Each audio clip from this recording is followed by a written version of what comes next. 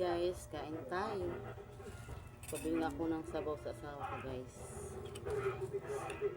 Lulang-lula pa ako, guys. Lulang. So, ayun, guys, ang ating sabaw. Paksiw yan, guys, na laman loob.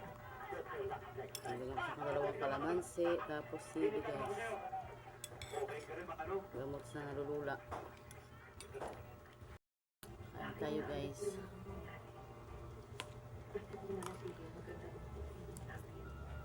Para sa iyong kaligayahan at sa katulungan ng aking dalangin ka sa akin.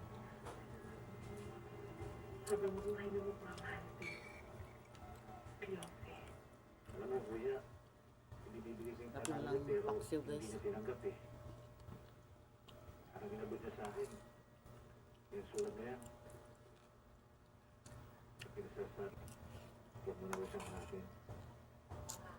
Dahil hindi mo na rin siya makikita. So, pakiramdam ko, guys. Lulang-lula. Sa akin, hindi mo siya pinigilan.